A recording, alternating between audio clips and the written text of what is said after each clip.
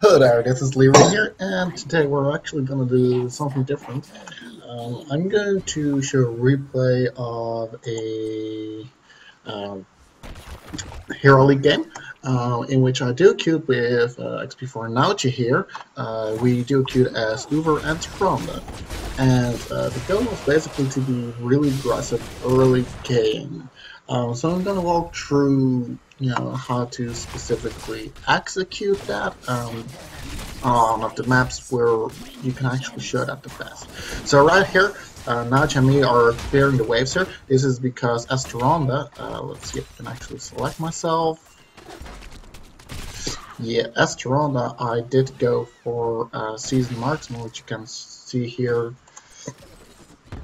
Can I actually move that? I can't. Right. So right here, we immediately roam top, go for the Matic. This is actually the first kill that we get, and this will deliver me a lot of stack. The reason we're doing this is because Tyrande got her ultimate Shadow Stalk change, and now it's actually really potent in team fighting too. So unlike before where you had this noble as Tyrande, you can now actually come back too, because Shadow Stalk allows for some amazing comeback plays.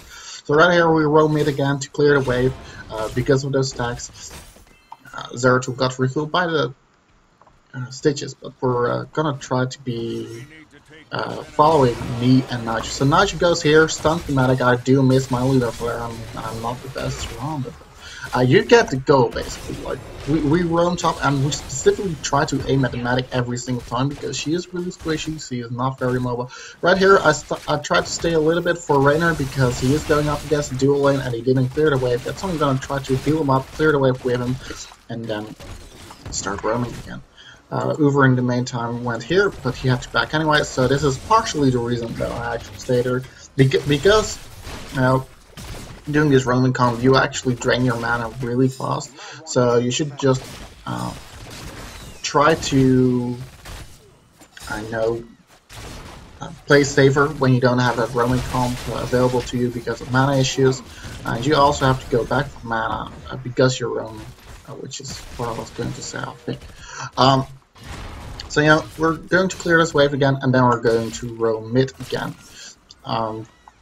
Right now you can actually see Sylvana's having a little bit of pressure against, or having a little bit of issues against Gara, but she got a gank from Vala, so I believe we're going to soon go and head a bot to help Scarra out a little bit. At least that's what we should be doing here, because as a roaming comp you don't need to win the lanes by direct wave clear. You want to try and win the lanes by putting pressure up. So Uther here had to back again, probably going for a CP. I tried to stun the Medic just to put pressure on. Every single point of damage you get against the Medic. It's nothing that you can heal actually, unless she goes in her passive, but that means that she can't heal others. So there goes the pressure here. There's a really big wave here, which is part of the reason I think we're not actually going down to Sylvanas, because Raynor, he needs the pressure in his lane. He is against an Anubrock who is extremely good at wave clearing, and they have counter pressure with the Zeratul. We're going to turn in here because we do have a lot of gems. Zeratul is here. Stitches hooked him, but Zeratul blinked. Otherwise, we would have definitely followed up on that. As you can see, Season Marksman is already at 10 stacks, which is 3 minutes in, quite a decent mana. It's not necessarily because of that one kill, it's because we have an insane amount of roaming. So every single time we try to roam over, we also clear the wave. This is a big part of actually executing this comp. You do need to make sure that you clear the waves, because this will allow you to snowball even more in the early game, or if you're not snowballing, come back. Alright, so right here, there was no reason to go down to help Zagara, but we do have a free turn in here because the Zagara has excellent vision up here, and this is something that as a Zagara you need to try and do it, especially if you have a roam comp. If you don't have the lane pressure in the other lanes just directly, just make sure you have vision up so that when they do decide to roam over for you, that they can actually execute it properly. Right here, Stitch is hooked thematic, and we just managed to miss that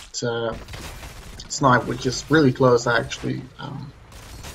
I think I missed a skill shot there or something. It was really close. It was also really close to their gate, so they did have a safety advantage there. So as you can see, we're all already like pretty far ahead.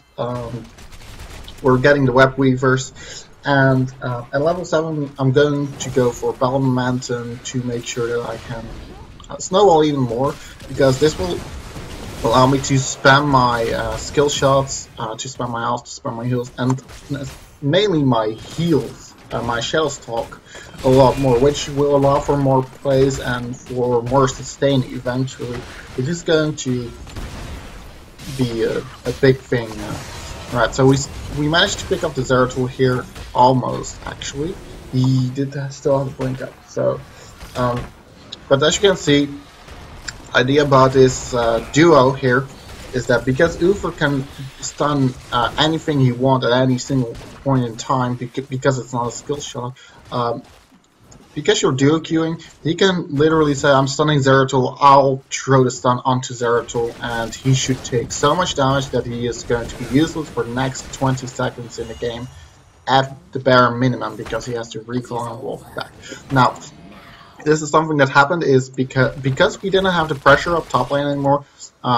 You can see that Raynor fell there, because Raynor is he is a good solo laner, but only if there's no pressure in his lane. And Vala and Ubrak, their comp is very pressure heavy, so you know, we kind of forgot about the Raynor there, but instead we're getting a fort here, and I think that is worth a kill. You know, we still should try to roam, but if we can get objectives first, it will allow us to snowball more. The thing about this DQ is that you all want to snowball like extremely heavily. Right here we're looking for kills. We see only Sylvanas and Zeratul, which is a problem for us. So uther is just going back. Zagara already went back. You know, we just go and heal up and such until we see more kill potential. Now, Ubrak is going up for Raynor, so I believe I'm going to try and be roaming there soon enough. After I clear this web weaver, I actually probably might be having to back off. Like, this is really problematic because they got a web weaver, and this is the reason that you always want to try and snowball with uther and Tyrande. It's because you don't have an amazing amount of wave clear, so as soon as they get the advantage on you, yeah, we really didn't have any opportunity there because we had to stop Sylvanas here. If you give Sylvanas the option to snowball over you, you're going to lose pretty quickly, because she can just pressure the objectives even more than normally. This is the reason you want to try and have the lane pressure in all lanes, by just simply roaming over to each and every single lane. We're not executing it properly, of course, but we're doing our best, and it's not going all that bad. We are roaming a lot. As you can see, I already have 21 season marks in stacks, which this time in the game is quite a lot, considering you get like about 1 stack for each wave that you clear. So we're clearing 3 waves a minute, which is pretty significant. So right here, the Vala is out of position. We pressure her back. The medic is healing her a lot, but you know, Zeratul had to back off too after we bursted him down. Basically meaning that the stim drone that the medic threw down is going to be useless. And this is a reason that Tyrande is normally extremely good at snowballing, is because once you get ahead, you can focus targets down so fast that you basically will always make it 4v5 before the fight can even start. And you really need to use that. And this is a reason I would say that Tyrande is probably better in duo queuing than in solo queuing, because you have an advantage of just stretching your advantage, basically. Right here, we get an easy pick on the medic. I count the gorge timing, and I throw my stun out wherever Stitches is going to spit her out. I'm going to activate Shadow Stalker, not necessarily to make any kind of plays, but more to just confuse the opponents as to what we're actually going to do, and to top ourselves up, which is the main reason there. Like, it's a 50-second cooldown, and because I have battle momentum, that's going down extremely fast, as you can see. Like, every single time it goes down by half a second. And it's just to top yourself off. Uther isn't really good at topping people off because it costs him a lot of mana, and Shadowstalk is only 75 mana for an amazing heal, basically, making it so that Tyrande not only complements Uther in the fact that she can follow up with stuns and focus and damage, but also the fact that she has the cheaper amount of healing. So the Sylvanas is trying to juke us out. She did manage to avoid my stun. Probably bad aim for me, but we managed to roam over anyways because she was really far out. She got a 4 of that, but she also died. And as opposed to us losing a hero, for them losing a hero is even more influential because I believe Raynor has Seasoned Marksman too, if I go and look at that. Hello, Raynor. Hello, Raynor. Yeah, Raynor has Seasoned Marksman too. So they gave both me and Raynor half a stack of Seasoned Marksman there just for free, basically. Of course, Sylvanas probably should have just backed out earlier. Even though that 4 puts a lot of pressure down, you don't really want to overextend just to finish it, because the camp would have finished it anyways, eventually. And you really shouldn't go too hard on putting force down, because they will go down eventually. And I know that it gives immediate experience if you get it, but it will give that experience anyways. And if you can save yourself death, that's 500 XP there that you just saved from the enemy team. Right here, we already took down Sylvanas or Zeratul pretty quickly. I don't actually know how that happened. Can I send this back? So that is probably at something around here. Just want to see how that fight started, because I was talking about other things. Alright, just a little bit back more. Alright.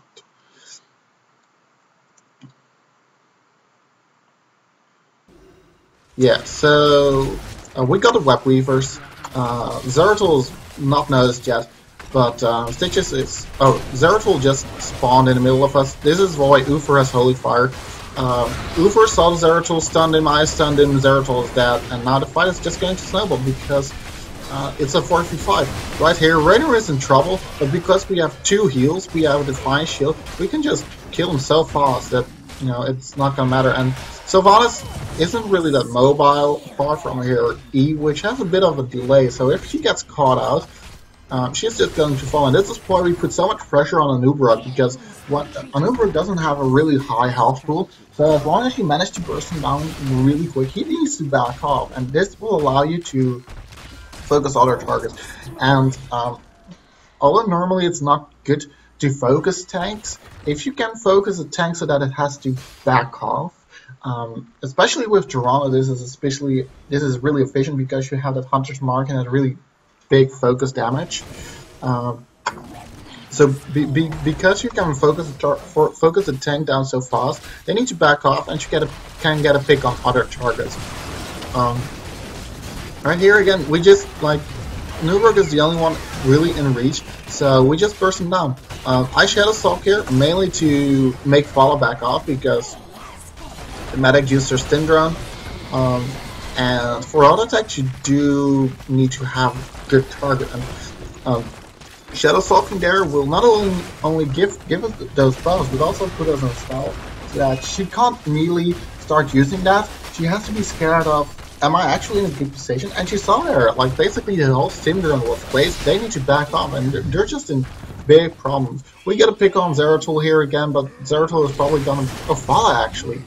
Never mind. Yeah, Fala, she is pretty quick, but eventually we're just gonna chase her down. There was no need to push this anymore anyways, because they were all going to be back. So the movement that we did wasn't really wasted. We're just going to turn in again. We don't have enough coins, but um, with a pretty decent amount. Zeratul here again, like, this Zeratul isn't really playing that bad. I mean, he's playing really aggressive. He only died one time, but because we have so much lockdown, he has to be really afraid. And this is like the uther Tyrande combo currently is just really threatening for most of the top picks currently in the game. Like, the best counters to this is just to go for some pressure in lane without actually having to put pressure down on the heroes themselves. So specialists, you know, Zagar is really good to counter because she has the inherent movement speed. Savannah's not so much. Nazeebo is probably a better counter because Nazeebo has a big range to cope with. And I don't know why the medic just didn't join the maneuver there. Alright, so we just try to back off, and as soon as we manage to stun him, we'll go in because we don't want him to start auto-attacking us like crazy. We don't want to hard engage there. We don't have really that hard engage comp anyway. So we tried to wait till Stages can actually get a hook up there, and after that we can just burst him down really quick, and from there, it's a 4-for-5, and this is the way you need to play Tyrande uther. You don't want to go fight head on. You want to make it a 4-for-5 as soon as possible. Just by waiting till you can get a good angle on someone, you can just stun lock him, Hunter Smart him, and they're gonna be dead. Especially since I also went for Hunter's Fury and Trishul Aura. There's a lot of burst damage in that comp, which makes it so that we shouldn't really have problems with this. And you might say, well, they have an Uber, they have a squishy tank, but even Johanna or Murden, they will have problems with this, because what's basically going to happen is you're going to throw a 5-man DPS on that single target with a Hunter's Mark on there, and that will make it so that they take 25 more damage.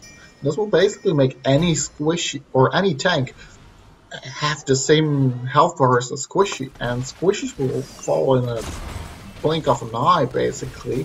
I mean, we already got 12 kills right now, and this is just part of the fact that we managed to pick off targets so fast. We have an excellent comp for that, and the Zagara here actually is complementing us really well because she is just the one that puts pressure on the waves and just general poking pressure.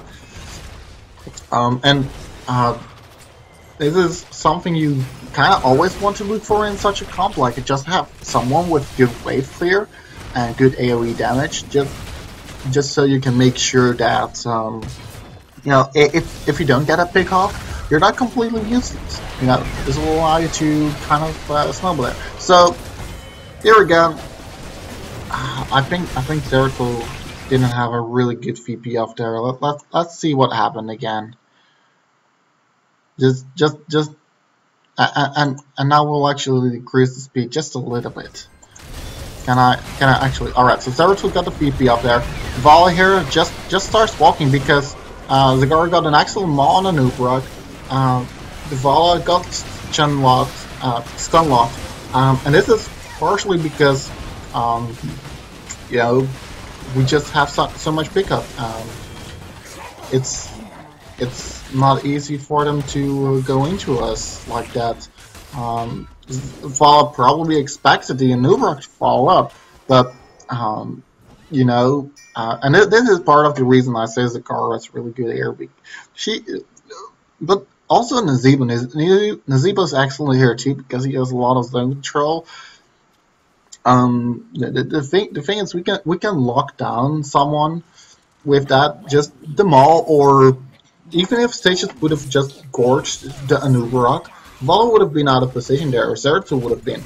And the reason they're going to be out of position there is because if they're going to back off, we'll get an angle on their medic instead, and it's probably better for Vala to die than for the medic to die, because without the medic they're all going to die anyways, because we have hooks, we have stuns, there's no real escape for them after we just get that on. Right here, this is an excellent engagement, right? So let's just pause it right here. We were all here and Stitches was here, but I'm just going to rewind this just a little bit. Just a little bit. Alright, so right here we don't have vision anymore, right? This is when it starts rolling into the late game, and this is the reason that you don't want to be behind on this comp anymore. So let's say we were not level 16 yet, because it's really close to level 16. We could have easily been level 15 here. If we didn't get all those kills, we definitely would have been level 15. So because we don't have vision anymore, like we have scattered vision, right? But they can still move through the bot lane because the wave is all pushed up through here. Like they just got a web weavers, so the lane is pushed up right here. We still have those walls, by the way, which definitely should have been taken out by the enemy team. And because we don't really have mid vision either, if we don't have level 16 here, we can't move out on the map because our only tank is the Stitches, and Stitches doesn't have the control a normal tank has. He only has pick-off potential, and because we have Tyrande uther, they're both not really going to be able to get out without like extreme luck, you know. So we can't move out right now if we didn't have the level advantage. But since we have the level advantage, we're going to move out here and we're going to try and get a turn in because we have enough gems, right? We only need 17. We have way more than that. I'm going to shoot. It looks like I'm going to. What is this line? Is this? I'm not going to shoot out, right? All right, no. All right. So right here, Rainer, we don't have any communication with him, so he's just going to try and face check this probably. Stitches is going to face check this, but Stitches really can, you know.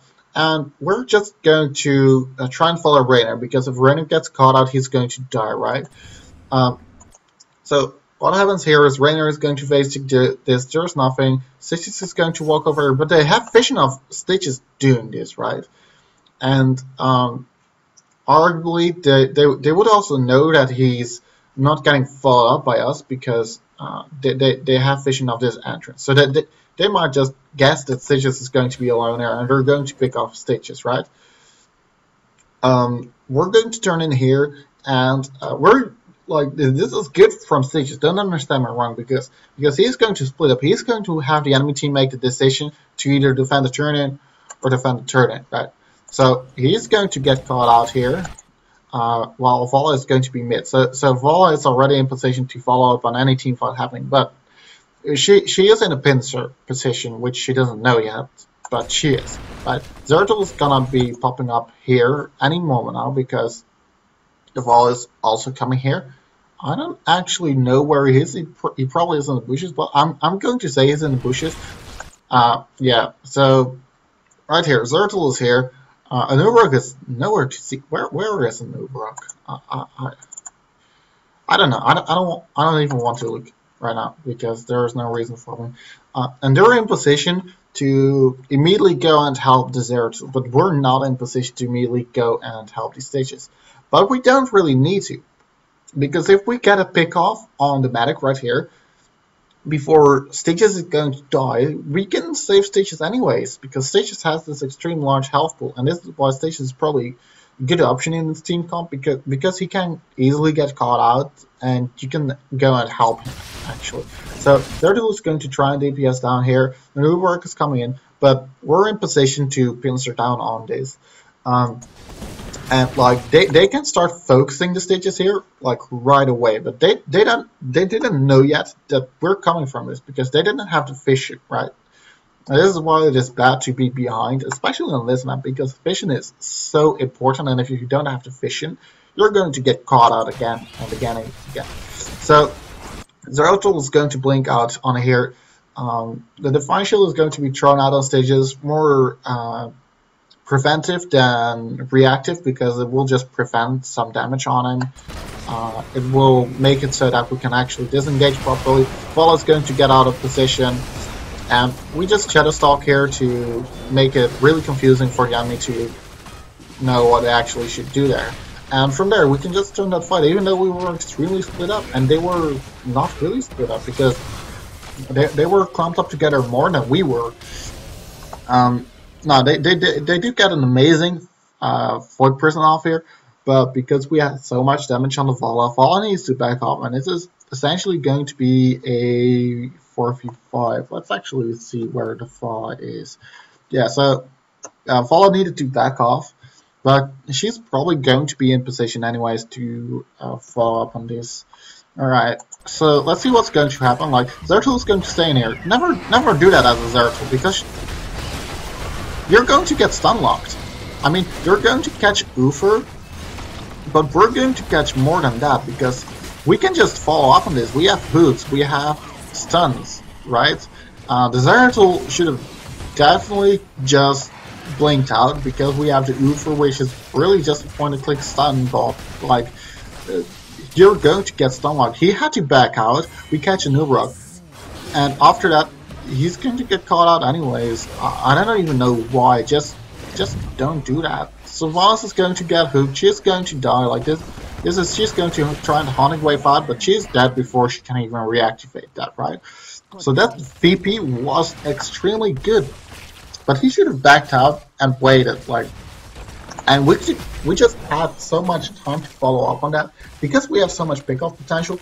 Like, we just went from Zeratul to a Nubarak right away. There's no reason. As soon as Zeratul is out, you just focus whoever is closest to you. And the thing is, you know, I'm repeating myself right now, but you don't need to kill anyone. You just need to focus them out of the fight, so that afterwards you can kill someone. Zeratul had to back off there, and that's why we managed to pick up those kills eventually. Right? It's a war of attrition, basically, and that's true with most comps, of course, but it's really the name of team fights. You know, if you manage to zone anyone out, it's going to be fine. Right here, we're going to turn in some coins. I need to do back off, so we're just going to play the save. I'm going to turn now out just to scout out where everyone is. I'm scouting the route towards the turning point, so that they don't just get caught out immediately, you know. And right now it's just a matter of time. They don't have any structure here anymore, and as you can see, we're probably going to finish this game really soon. We only need so much coins anymore, and the next turn is probably going to finish this. I don't think they have enough. No, they definitely don't have. So right now, we could have gone boss, but we don't, and the reason why we don't is our wave is right here. They pushed us back pretty far, and if we're going there, we're giving them a chance to come back, even though we have level 20s. We don't really want that. We just want to stall out or get a pick, right? Because we only need to get a turn. And of course, if they didn't have vision there, we probably could have just gone for the buff. But instead, we went for a phase where they had to guess where we were. Like, we could have been at the bot CH camp or anything. Good VP again, like, he catches a couple of us, but again, the same mistake. He goes in between of us, and he just gets stun locked, right? The Maul is going down anyways, and regardless of, like, right here, he could have blinked out, it wouldn't have mattered anyways, right?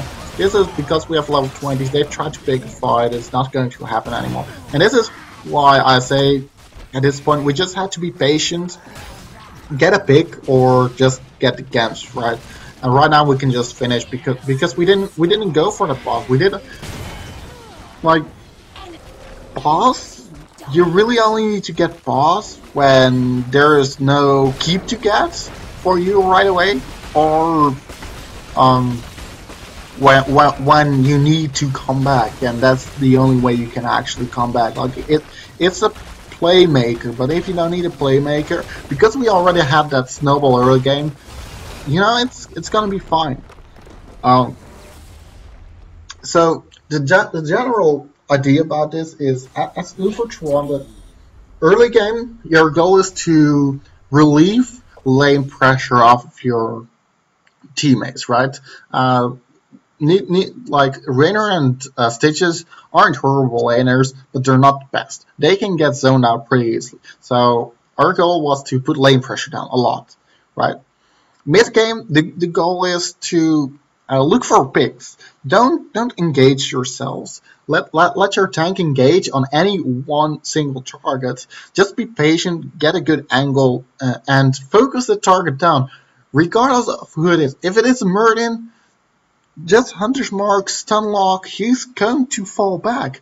And even though he has a second win trait, he needs to back off, and you're just buying time. And the only thing you had to do is blow your cooldowns, which aren't even ultimate cooldowns, because your Hunter's Mark is on a 20-second cooldown, your stun is on a 12-second cooldown, Uther's stun is on like a 10-second cooldown. And after that, you just use auto attacks, right?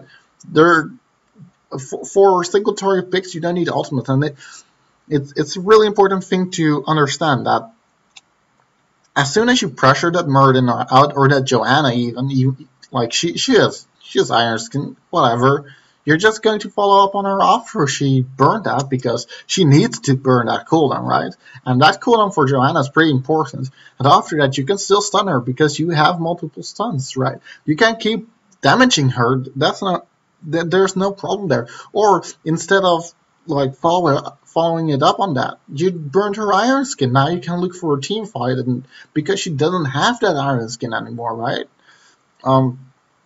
The thing is, regardless of who gets out of position, just wait till someone gets out of position in that mid game, because you can't, unless you have that front line like Murden or Johanna or Leoric, someone who is beefy enough to just be in front and just deal a lot of damage. Like Stitches isn't that big of a frontline tank, right? He's more of a kill tank. But unless you have that tank that you can actually use in team fights, and someone in back like a Kalfas or a Rainer or a Nazebo that just throws a lot of damage out, you don't really want to look for that team fight with Tyrande, because she wants to get that pick first, right? And if it turns into a 4v5, as a Tyrande, you're not really needed anymore, and you just can just assist the enemy team by shredding targets. Like right here, if we're going to look at the stats, the biggest thing I try to do is not die and just put damage out wherever I can. And I only have 23k damage, or 24 almost. Even though, you know, I had 60 season marksman stacks, and I built for damage actually. Like I went for the Hunter's Fury, I went for the True Shot Aura. Even still, I don't have a lot of damage, but it's not really needed because you're just there to get the pick to make it 4v5.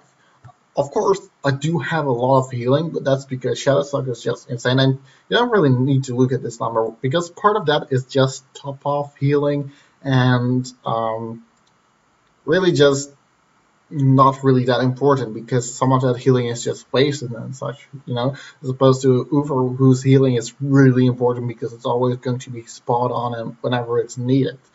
But the goal is mid game to just get a pick. Late game, really just be patient. You know, don't try to extend your lead even more by going for risky plays. Just be patient. Wait till the objectives are up and you have a chance to go for that. Make sure you have vision of what the enemy's team is doing, and as soon as you catch them doing something really stupid, you just go for that. And you know, after that, it's going to be an easy game. Of course, you do need teammates to know what you're doing, because if they don't understand the fact that you don't need to go for boss or you don't need to go for keep picks when it's really risky, just it's going to be hard. But after you start snowballing that early game, if you just manage to hold on to that, it's going to be fine. If you fall behind with the new Tyrande, it's going to be a lot easier to come back. And the game goals are pretty much the same. Just relieve lane pressure, get picks on people, don't get caught out because you are really squishy, and it's going to be fun. I hope you enjoyed watching this, and if you did, please click the like button and subscribe if you like my channel too, of course. And I'll see you all in the next video. Goodbye.